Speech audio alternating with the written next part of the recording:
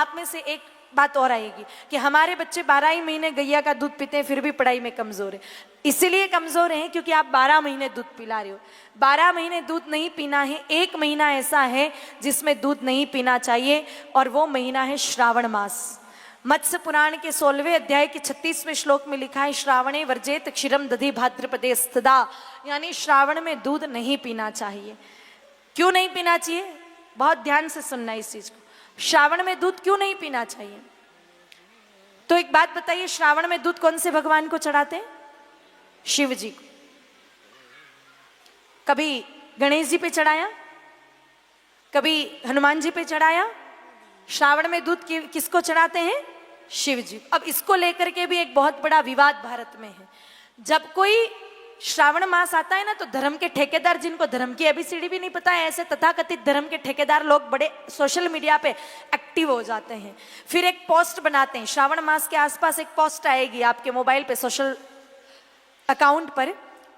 एक तरफ तो किसी हिंदू व्यक्ति को भोले बाबा के शिवलिंग पे दूध चढ़ाते हुए दिखाया जाता है और दूसरी तरफ किसी गरीब बच्चे को दिखाया जाता है, कुपोषित बच्चा है जिसकी हड्डियां दिख रही।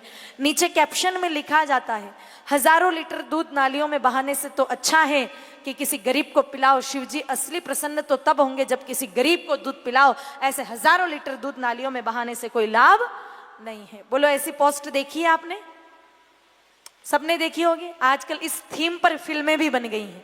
वो 2 टके के एक्टर, प्रोड्यूसर, उनको धर्म का कुछ पता है? उनको पूछो कि कौन से सनातन के ग्रंथ पढ़े हैं आपने? कभी 4 पन्ने पलट के देखे हैं जो आप सनातन पर क्वेश्चन मार्क कर रहे हो?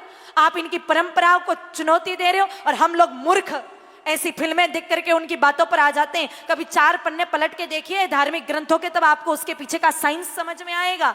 केवल उन लोगों ने फिल्में बना दी और हम मूर्ख लोग उस चीज पर विचार करते हैं। हाँ, सही बात है, भोले बाबा पे चढ़ाने से क्या लाभ है। आपके बच्चे बड़े लॉजिकल होते हैं ना, हर चीज को लॉजिक मांगते हैं, ये क्यों वो क्यों। तो खुद भी ग्रंथ पढ़िए और बच्चों को भी ग्रंथ पढ़ाइए। हर चीज का लॉजिक आपको बच्चों को मिल जाएगा। मेरे भाई बहनों, श्रावण में दूध क्यों नहीं पीना चाहिए सुनिएगा। श्रावण में दूध भोले बाबा को ही क्यों चढ़ाना है वो भी सुनिएगा, और गरीब को क्यों नहीं पिलाना है वो भी सुनिएगा। श्रावण मास यानी कि चौमासे का टाइम, यानी कि बारिश का टाइम, चारों तरफ हरी हरी वनस्पति रहती है और उस समय जितनी भी गौएं हैं वो हरी घास जिमती हैं। आयुर्वेद हजारों साल पहले कह चुका है कि एटमॉस्फेयर में उस समय ऐसे परिवर्तन होते हैं कि जो हरी घास होती है उसमें वात तत्व की अधिकता हो जाती है। आयुर्वेद कहता है बीमारी के सिर्फ 3 कारण है, वात, पित्त और कफ। तीनों का संतुलन बिगड़ जाए तो व्यक्ति बीमार हो जाता है। तो अब बात करें मेरे भाई बहनों, वात बढ़ गया उस वनस्पति में, वात जनित वनस्पति गैया ने खाई, वही वनस्पति में जो वात था वो दूध में पहुंचा। एक कारण तो ये। दूसरा, चौमासे में जो वनस्पति है उसको जब माताएं या भाई जो किसान लोग होते हैं वो काट करके चारा जब गाय माता को खिलाते हैं तो उस चारे पर बारिश में होने वाले बहुत बारीक बारीक कीड़े भी होते हैं, एकदम बारीक, जो कभी कभी जहरीले भी होते हैं।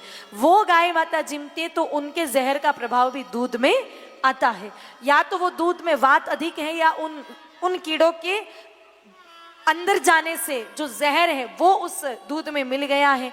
अब वो दूध नहीं रहा है, वो दूध जहर हो गया है। तो आज तक जब भी जहर निकला कौन से भगवान को पिलाया?